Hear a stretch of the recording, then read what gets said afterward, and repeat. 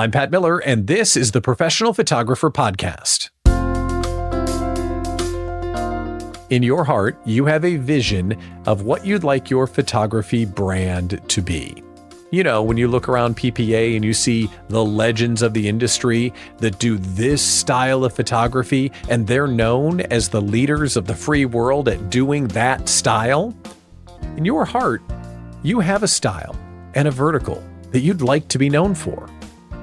But you're running around putting out photography fires. One day it's a headshot, one day it's a family session, one day it's a newborn, one day it's a wedding inquiry. You're doing everything to keep the lights on. And that's cool. We got to keep the lights on. But how do we go from that to there? That vision of what we'd like to do. You know, a dream photography brand. Well, I know someone who can help you. And coincidentally, she's on the show today. That would be weird if I said, I know someone that can help you, but we don't have the... Anyway, Monica Sigmon is our guest today. She has an amazing studio with Sigmon Taylor. Now they're moving to Texas and taking over the Giddings brand.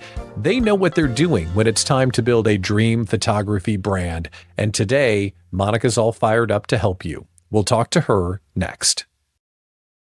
Monica, welcome to the Professional Photographer Podcast. How are you today? I am awesome. Thank you for having me. I'm excited that you're here, especially making time for us during this crazy busy time for you and your husband. If someone hasn't met you yet, tell us about you and the studio and your husband and what's going on in your life. Tell us who you are and what you do. It's a little crazy. I've had a portrait studio in Virginia for 25 years as of last week, June 6th. My husband, Michael Taylor, had a studio in Pasadena, California for several years before that, a long time. And we just purchased a studio in Houston, Texas called Giddings. It's the second oldest portrait studio in the country.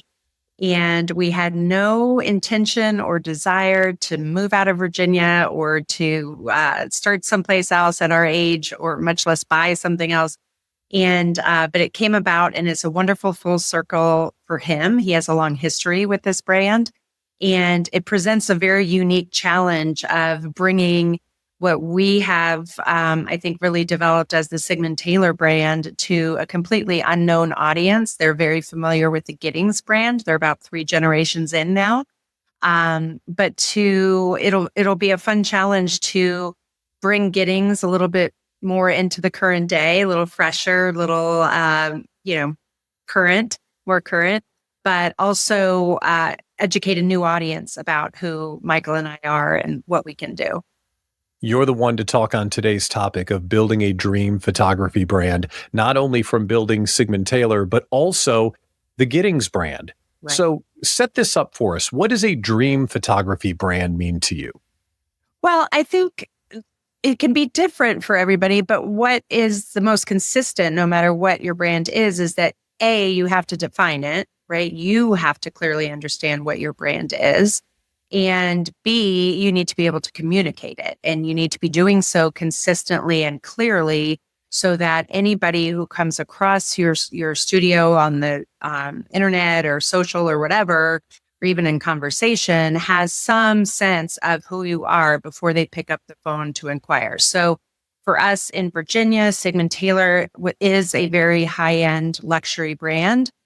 We are known for being the most expensive around. I'm okay with that. But it's accompanied by our reputation for our work. So here in Texas, which I don't even know if I got to tell you, this is my second day here. So a little bit scattered and disoriented, but the brand here has been known for 97 years. You know, we're coming up on 100, which is going to be very exciting to be able to bring this just established studio into the next century. The brand here is also known for high-end, luxury, expensive. However, I don't think that the next generation of client is as familiar with Giddings. And I think that we'll have an opportunity to bring that freshness and a little bit more edginess to our work here to a new market. So it'll be exciting to put into practice everything that we've been teaching in a whole new way. What are people doing as an alternative to having a luxurious dream brand? How are they building their studio now as the alternative to what you're doing? I think that typically for photographers, they're building, I wouldn't even say a brand yet. I think they're building a company that is very reactive. They're trying to say yes to everything. They're trying to get their name out there. They're trying to be all things to all people. And I think that it's a rare breed that can sit down at the beginning and say, okay, if I could design this exactly how I want it, what does that look like? Am I working 5 days a week? Am I working 2 days a week? Am I still taking care of my children in the morning or the afternoon? Whatever. Like, what is the thing? And then build a business around that. Because I think that what happens too often is we jump in, we get excited, the phone starts ringing or whatever, and then we start responding instead of saying, I'm here, this is my name, this is what I do, and this is how the process works. And it's scarier to do that, but it will save so much time in the long run because you won't have to continuously reinvent yourself and re-educate the market and then consequently have to go after a new audience all the time. So I think that a dream brand needs to be something that is really and truly deep in your heart. What is the work that you want to create? What does it look like? It's not just enough to say family portraits. Are they color? Are they black and white? Are they formal? Are they casual? What is the style? What do I want to be known for? And I think that once you can define that clearly, you get less distracted by the things that you don't want to do. And you can really dial that in much more effectively and be consistent in your messaging. Now, someone's watching this right now and they are thinking, well, that's easy for you to say because you've already made it. I'm not making enough money as it is, so I have to take anything that comes in. Right. What would you say to them? I would say absolutely don't shortchange those opportunities that you need to keep that cash flow flush, because I think that most of us make really bad decisions when we're short on cash. I make my worst decisions when I'm short on cash. So I think that, there are certainly things that we have to do, especially in the beginning to keep our heads afloat above water. However, if you don't have that dream brand clearly defined, then you will wait too long in the other brand that you're in, not brand that you're in, but in your current situation. And you won't push yourself. You won't start saying yes to new things and no to the things you don't want to do because this is safer and you've been doing it. But once you get to that level where you're established, you have some cash flow, you feel comfortable to start taking some risks, you know what the work is that you want to create. You know what you want to be known for. And I do think there's ways, if you want to be particularly a high-end studio, but you're having to do some jobs that aren't going to eventually be in your repertoire, I think that there are ways to use wording and the ways that you deal with clients to still evoke that sense of, listen, I am a high-end photographer. Just because I'm new doesn't mean that I'm worth less. Just because I have been doing this less time doesn't mean I am less valuable. I still value myself. I still value what the work is that I'm creating. It's still top quality, no matter what it is. Maybe, for instance, I always use newborns as an example because I cannot photograph newborns. It's not like I can't walk around, like wait for, 2 or 3 hours while the studio warms up. Like I don't have the patience. So, but if I was starting out, that's a great way to meet new young families. So I might have to do that for a while until I get in a position that I can just do, I say, bring them to me when they're 1, but having that vision in your mind will enable you to get there much more quickly. So as we go down a journey to become a dream brand, just so we're all clear, that doesn't mean stop taking business as it comes, right. But let's cast that vision and build that direction so we can end up where Monica is, because she's kind of kicking butt. She won't say that, but she's kind of kicking butt. All right. So what is that clear vision? How do we build a clear vision of where we want to go so we can get there faster? So I think I like to equate it to like the Waze app, right? When you type in an address and it tells you like there's a traffic accident over here, you're going to have to go this way. Like any of those apps, you know what the end destination is. You clearly know you're trying to get to here, right? Like you have to plug it in from the very beginning. You can't just open the app and say, let me drive around. It's not going to do that. You have to say, this is where I want to go. And I think this is the very same thing. So you have to say, I want it to feel like this, look like this. This is the kind of client I want to work with. And then as you do that, then it's much easier to stay on that route. And if you do take a detour, if you do get distracted, it's easier to kind of navigate your way back. And I think that, you know, as we are growing, it is okay for that vision to change a little bit. We might decide that, like I got out of weddings, right? So there is an evolution there that I think is important. But I do think that the more clearly it is defined, the better. And if people are having a hard time with that, I give photographers this exercise. I say, write down 5 to 7 words that you want people to use when your name comes up in conversation. So if there's a dinner party and somebody's talking about, you know, the piece of art on their wall that they purchased from you or whatever, and what's the word that people, oh, is that a Sigmon Taylor? Yes. Oh my God, they're so what? Fill in the blank. In our case, they're so expensive. That's great. It's usually hopefully followed by, but they're the best, you know, that's great. So, but if the 5 to 7 words you have, say you want to be known for classical, timeless fine art portraiture, for instance, and you ask somebody, a close friend, somebody you trust, maybe another photographer, but somebody you know who won't just try and make you feel better, somebody who will be really, really honest, and you give them the same exercise to say, what are the 5 to 7 words you would use to describe me, my work, and my brand? And if they say, oh my God, you're so fun and your work is so colorful and lively and, you know, expressive and all that kind of thing, those are all wonderful adjectives, right? But are they the adjectives you had written down?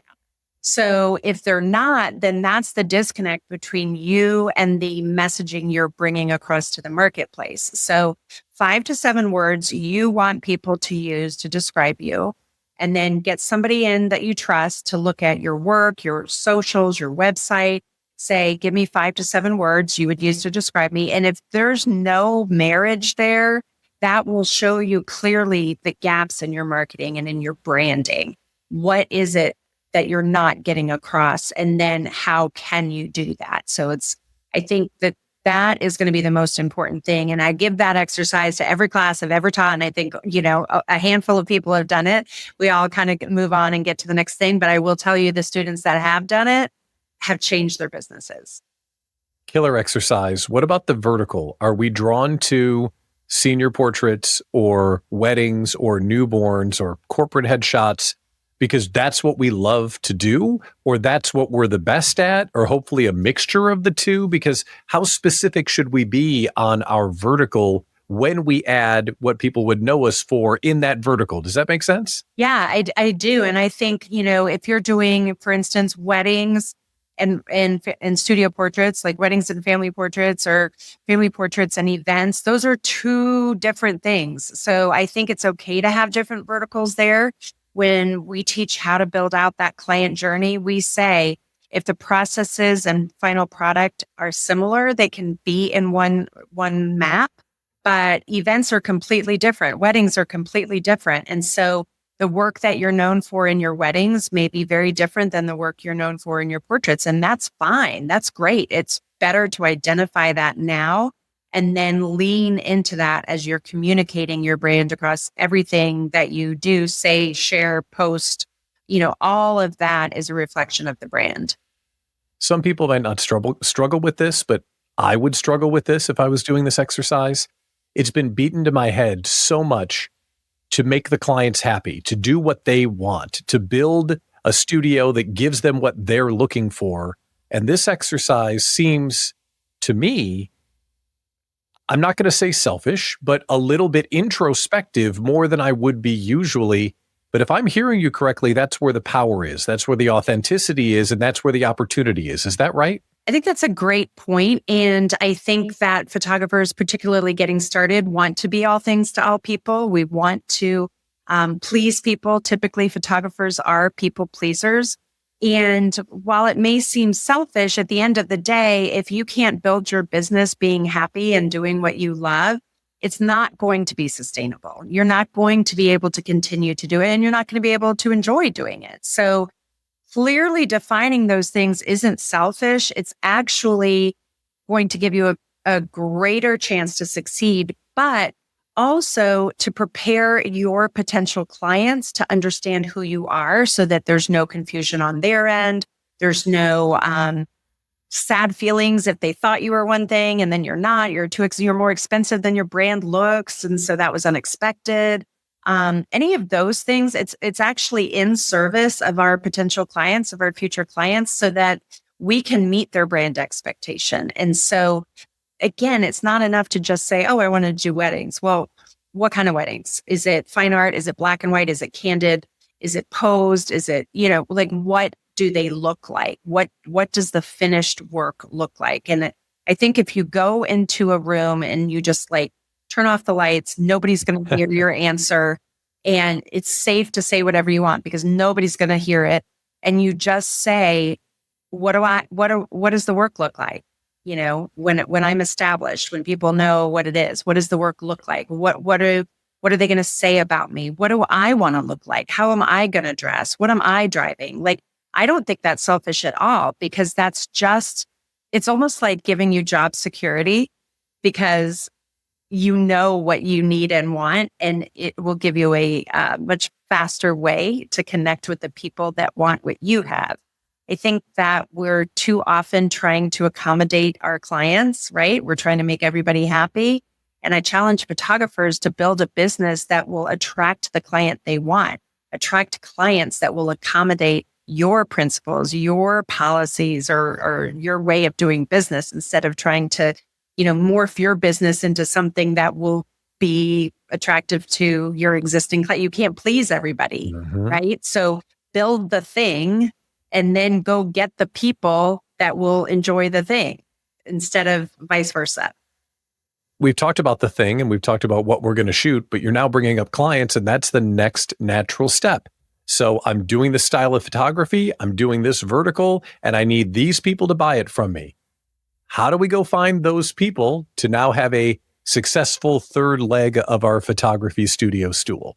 I am so glad you asked that. And I'm glad you used the word find, because we all say, how do we find people? How do we find new business? How do we find new clients? And I'll get into that in just a second. But before that, I want to mention, try and use the word attract, because that's a much more powerful word than find. Find feels a little bit complicated or difficult or a challenge, whereas attract is over here being selfish, building the thing, right? And finding that thing attracts a certain kind of client. So I think it's still really, really important. And then there are marketing strategies that we can use to get more business in the door, but we want to attract clients like Apple, Mercedes. They're not trying to find clients. They are so dialed in. You know what the brand is, you know what their culture stands for, and you know that you either want it or you don't, and you can afford it or you can't, right? And it takes a long time to get there. But again, the more clear you are in that messaging, the better it will be. And your clients that are coming to you will have an idea of who you are and what you do. Now, in the meanwhile, how do we get in front of those people? Well, first you have to know who the people are. So what are they driving? Where do their children go to school? What nonprofits are they supporting? Where do they work? That kind of thing. And really be as embedded in that community as much as you can. It doesn't mean to say that I have to now go marry a heart surgeon or, do all of the things and do that. But it does mean that I want to understand what causes are important to our clients and go support those things, right? Pour back into the community in which you are doing business so that they start to see you like them, not just a vendor. So I think any of those charitable endeavors and nonprofits that you can support are super, super important because people want to do business with people they like and with people like them. So if they see you supporting something at an event that they are also in attendance, they'll say, "Oh, wow, this is something we have in common, something we can talk about. I feel like I can approach them," right? They know a little bit of something about you and what's important to you before they pick up the phone. So I think that's a really important thing. And if those things are just too scary or they're not popping up as often in your marketplace as you would like, there are always ways to get embedded with a nonprofit. And I have picked a couple of things in Virginia, and we'll do the same here that are important to us. And we've called and we've said, we have found that nonprofits with professional photography get more donations. It just is. And we would like to help you, and we would like to donate a day or a day and a half or whatever you feel comfortable with. But we would like to donate a day of commercial photography for you and provide a library of images, a small library that will give you new images that you can use in fresh campaigns on socials in your next brochure, so that potential donors see that you are legit, right? They need to see that you know what you're doing and you're not just like, they want to know their money is safe with you, basically. And on that, we always recommend, go ahead so they don't think you spent all this money on Sigmon Taylor, doing the photography for you instead of, the mission of your organization. Go ahead and just say you can put donated by or provided by, Sigmon Taylor, so that people understand you didn't pay for it. And that's also another way for people to see you pouring in. So when that happens and you make connections like that on the nonprofit side, they are also going to be excited to share you with their audience, right? They will be proud. And so that's a way to start getting into that network and for their audiences to see that you're supporting them. That's really important. I think co-marketing with other businesses that have the clientele you want is super important. I think of a mistake that photographers make when they do that, however, is they go in and they put their hand out first. And they say, "I'm new in town," or "I'm just starting a business," or "I'm trying to get to the kind of clients you have, will you help me?" Whatever. We wouldn't like that if somebody came to us, right? We would say, "What a user. What?" Right? Like, how rude. So we have to always be thinking, and we're lucky because we're creatives. So our brain is wired that way better than most business people, but we can go in and say, "I love your store. I love the kind of clients you have or the kind of clients we're striving for too. But I think there's be some cool marketing things that we can do. And we would love to provide for you gift certificates free of charge for your top spenders, 10 a year or whatever, however many you want."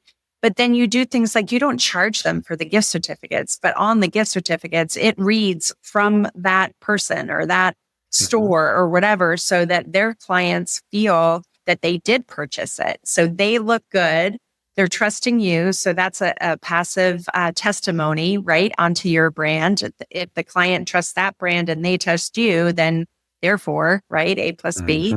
So I think that's a really great way to do it. But you have to go in always, always, always with a heart for service, whether it's a nonprofit or a co-marketing or a client. You just have to go in and say, "How can I pour into this person in front of me? How can I help their business succeed? How can I help this person, this family, this mother in front of me feel great? How can I make her feel like she's a good mom?"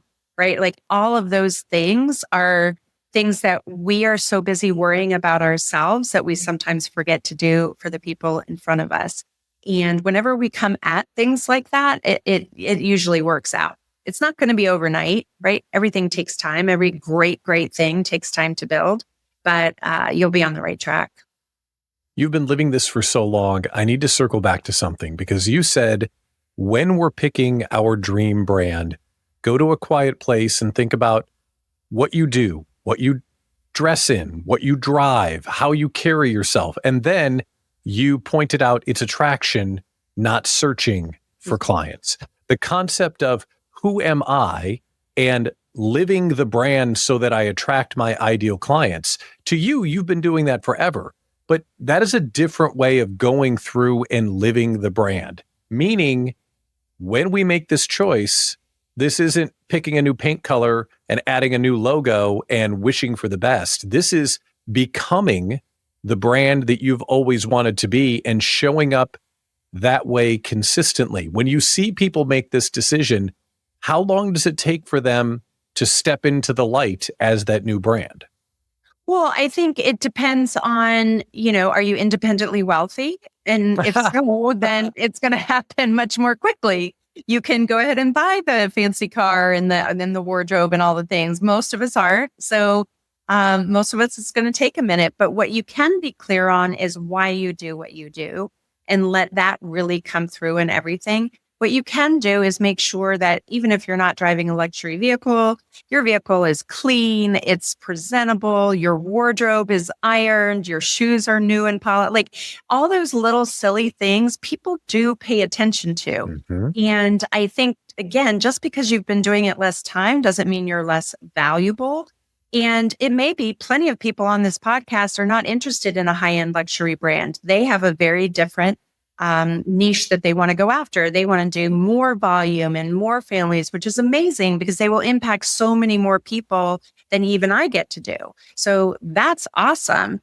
It's understanding that that's your market and making sure that it is familiar to the people that you're attracting, because that's ultimately what's happening with attraction. So people might say, well, I really want a high-end luxury business, but they're, they're not playing the role. They're not dressed well. I think some photographers just forget that it is important what we wear and what we look like. And people still, unfortunately, judge books by their cover. So I think to just really zone in on what you can do now. And it won't be everything, but what you can be clear on, what I was clear on from the very beginning after I was freshly divorced, living in an apartment, meeting clients in the clubhouse because I had no space to meet clients. I didn't have a studio. I was consistent on one thing, and it was that I will do everything I can for you. I will give you the very best that I can. And I wanted my portraiture to be emotional. I wanted it to be unique for every family. And I look back on that work and I go, oh my God, I can't believe I sold that for how much, what I sold it for. And my work has changed so much. But then I look at it, and while that early work is much different, physically and, aesthetically, the thing that remains the same is the emotions are portrayed and the relationships are portrayed. Now, the way I'm doing it may be different. And that should evolve over time, or we're all going to get bored and not want to hang out and do this. So it should evolve. That is natural. But the core why, the core reason that is compelling you to do this in the first place should be consistent. And I think that gives you the freedom to explore new ways and new opportunities to do it. And your audience will understand that. Mm-hmm.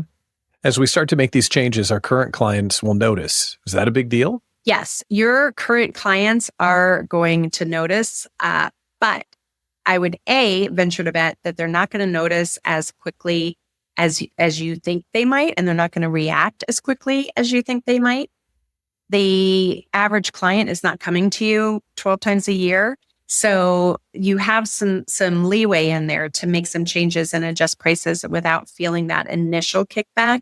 But there will be some clients that you will lose as you raise your prices, or if you change kind of the way you're doing business. Say you're selling digitals now and you don't want to sell digitals in the future. You're going to move to just prints, which, highly recommend. You may lose some people and they're going to be like, you've always given me digitals. That's what I want. I make my own Christmas cards every year. It's okay. We're not supposed to marry everybody we meet, right? Okay. And so we can say, you know what? I totally get it. For me, I have found that it is so fulfilling to hang permanent pieces of art on people's homes, that on people's walls, that I just don't want to sacrifice that anymore. But I totally get it if that's a deal breaker for you, and I can recommend somebody else. You know what I'm saying? Like, just be honest and be transparent. For us, we do not sell digital files. We do not think that is full service for our clients. So therefore, it doesn't fit in that roadmap. It doesn't fit in our blueprint of what our culture is about. Our culture at our studio is about meeting you, finding out about your family, what you want to hang in your home, where it's going to be enjoyed, and we install it. Like it's full service. And so we also know that children who see themselves on the wall of their homes know that their parents are proud of them. They know that they're valuable. And so that to us is way more important than giving somebody the flexibility to design their own Christmas card. That's just not our model. So it's okay to let clients go as you evolve, right? Like you're not going to be attracting the same clients necessarily 25 years later than I was, when I started. So that's okay. But you will also attract new clients that will see greater value in you as you elevate your brand and your pricing. And they will now start to differentiate you from that middle of the road package. And when that happens, price becomes much less important. And what becomes more important is the work they can get from you. So back to my analogy of Mercedes, you can't walk into another car dealership, just say Ford. I mean, we've had both, right? Like don't send me hate mail, the Ford lovers. And like, I'm not saying that. I'm saying you can't go into Ford and buy a Mercedes at a Ford price. If you want that, you have to go there. So the sooner you can really make your work stand out from the general marketplace, the more better off you'll be. And just take safety in knowing, just take comfort in knowing that as you start to lose some old clients that you may still love, and that's okay, you'll still be friends, you're going to start to make new friends, and you're going to start to open up to a different kind of client, and they will be replacing the others. And then there may be some that are just downright sentimental to you. Mm-hmm. They helped you get off the ground and you just don't want to leave them. And that's fine. Grandfather them in, tell them how special they are, but make sure they know where your brand is now and the new kind of clients that you want, because it will help them to make sure that they're communicating and sharing you properly. And it will also help them to feel so special. We can't end the interview without asking about how do we get to these premium rates? Because I want to charge $100 an hour, an entire session's 8 hours, so my price is $800. You say that that's not a way to arrive at the price you want to charge. So how should we get there? This is such a great, I love this, because we have been taught for so long on these mathematical formulas. And so we take, for instance, an 8x10 and how much it costs at the lab. And we say, okay, well, it costs, $7.10 to print it with, coding and mounting and everything else. So therefore, by a factor of 3 or even by a factor of 5, then that's my price. And you will never, ever, ever achieve financial independence in photography by pricing yourself that way. And if that's not important to you, then carry on. But for the rest of us who need to make a living doing this, we need to start from the top and work down. So for instance, what do I want to pay myself? What do Michael and I want to make? If we were to work for somebody else, God forbid, then what would that pay us, right? What does it cover? What is that amount of money we need every year to make? So when you start with that, then you can start saying, okay, now I have a number. Do I want to photograph 1 session a week? Do I want to photograph 10 sessions a week? Like, what do I want to do? I have one student that does 4 a year. Great, but she knows what she needs to make in each of those 4. So what is it that you want in terms of that kind of volume? And then figure out, okay, so for instance, we'll make the math simple. Say you want to make $100,000. You want to pay yourself $100,000, just say. So, okay, well, then how many sessions do I need? And then you go, okay, well, then what does my average sale need to be? And then you have to say, okay, now look at my price list. Do I have any products that will actually add up to that average sale I need? And you would be shocked how many times we don't. We say, well, I need to make $1,000 on my average sale, but you have your 8x10s at 45. They can't physically buy enough 8x10s to get to that, right? And you're not selling wall art. So you have to then decide what products can give you that average sale consistently. And in that way, you're working from the top down. when you work from the bottom up, you'll never get to this number. When you work from the top down, you're much more likely to get there. And then your cost of goods is covered because you know that you're meeting those minimum, profit requirements. So that's what I would suggest. Right now, you've blown someone's mind. They're salivating at the idea of finally doing what they've always dreamed of doing. But this interview isn't going to cut it. They want to learn more. Tell us about the 12-week boot camp if they want to really get all of the good stuff to take the studio where they want to. I love our 12-week boot camp. It is just the sweetest class every time I do it. And it's a very small group because we want to be really hands-on. It's live classes. I don't record anything for consumption. I record it for the group to rewatch, but that's not the product that they're purchasing really. So it's 12 weeks, about an hour and a half each week. And we go through every step to build your blueprint from the initial inquiry from your client all the way to delivery and what each step means and how it works with your brand, because we'll start the first couple of weeks with that. Like, what is the brand? What does that mean? How are we communicating it? The ideal situation is that before anybody picks up the phone or an email or whatever to inquire, they have a sense of what we do. They have a sense that our portraits are timeless or they're fun or we're expensive or we're not. Like, they have that sense because we put all of that messaging out there through social, through blogs, through Google My Business, all of those things. And so this 12 weeks really brings you through every step and building out, going so far as to have you write emails and build templates for every automated response, every individual response, whether it's by phone or email or text, so that they are delivering on their brand promise through the entire journey. And that at the end of that journey, they're so thrilled, they're never going to go anyplace else. And they are going to refer you because they can confidently know that you're going to take care of their friends. Likewise, as you're building your company, if your blueprint is really well built, then treating people is easy, and that onboarding takes a lot less time. For instance, I know by the time I get into a design session in person with a client that A, B, and C have already been covered because in our template, in our rubric, we have defined what needs to be covered in each and every conversation before the design session comes. So when the design session gets there, I'm not like, I hate it when I have to go someplace and fill out my address like a million times. When you go to the doctor and the nurse comes in and asks you and you tell them everything, and then the doctor comes in and starts from fresh. And I'm like, did you even see each other passing in?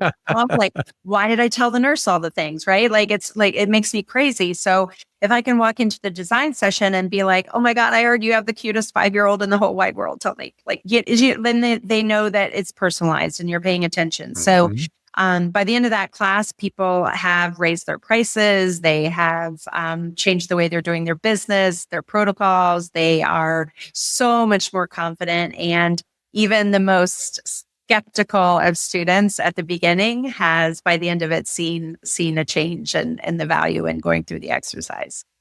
Sounds like a great opportunity. Best of luck to you and your husband in Texas on the new venture. And thanks for taking a minute to join us on the podcast. I appreciate it. Thank you for having me. Thanks for tuning in to this week's episode of the Professional Photographer Podcast. Please let us know how we did. Give us a like, hit subscribe, and leave us a comment. What did Monica say that's going to change the course of your photography future? Because if you got this far in the video, I know you're paying attention and you probably have a page full of notes. So let us know in the comments. That way we know what we're doing right and we can do more of it in the future. The other thing is something you should do. You should join Professional Photographers of America if you haven't already done so, because PPA has incredible resources like equipment insurance, top-notch education, and a supportive community of photographers ready to help you succeed. It's perfect for photographers who are serious about growing their business in a sustainable and profitable way. At PPA, you belong here. Discover more about membership at ppa.com. That's ppa.com. I'm Pat Miller, founder of the Small Business Owners Community and the publisher of the Small Business Summary newsletter. I appreciate you tuning in, and we'll see you right here next time. Take care.